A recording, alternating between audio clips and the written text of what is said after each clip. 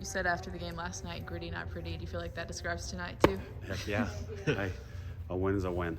You know, we've been on the other side of this a long time and many, many times this year. So a win's a win. I'll take it. I'll take an ugly win anytime.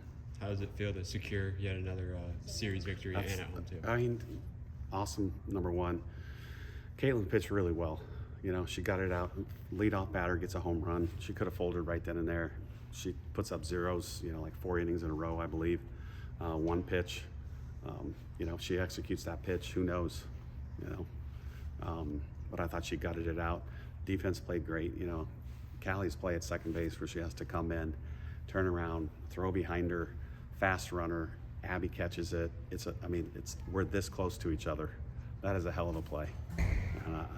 I hope people realize that. That doesn't happen very often. But Brooke Elstad too was awesome. You know, I don't think I've seen too many games where somebody gets a bases loaded double down the right field line, and then the next game she goes opposite field for the same thing. So she's seeing it well. What went into the decision to bring Ailey in the sixth, just kind of after some of the struggles she's had late in games? Just another chance, you know, and the matchup was pretty good, you know. So she did a nice job with, was it Daly? I don't remember the kid she struck out to end that inning. And then, you know, stuff happens in the seventh.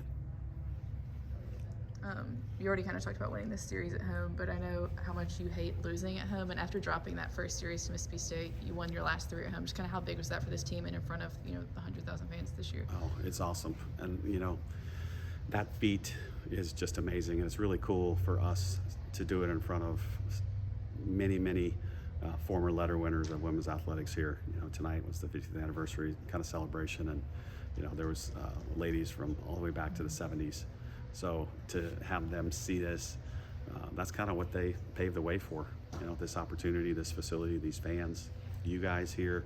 It's a way different ball game now, and you know, to win 3 out of 4 at home, it's pretty good. I forgot to ask Marley about it, but you talked before the season about this is one of your fastest teams ever. She scored from second on an infield single. Kinley scoring it then. Just kind of how much did speed play a role tonight? Oh, huge. You know, and it's 2 outs, 2 bases. So if you're at first, you go to third. If you're second, you're going to score. And when Marley, she had a good turn, because sometimes if they go straight into the bag, it is an awkward, because they slow down, have to go. She did not. She did it correctly.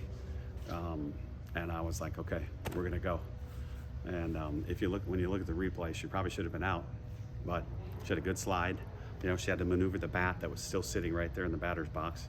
So I think she dove over the bat, grabbed the plate with her arm. So really good base running by her and Kinley Pate in the last inning.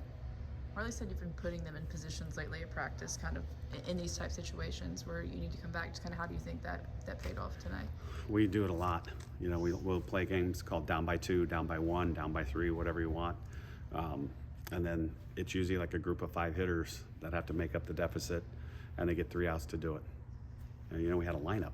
You know, we have more people, so it should be technically easier with a lot of people, but they love it. I love to see what they do. You know, it's against a live pitcher, and for the most part, they either tie or win it in practice. See you guys.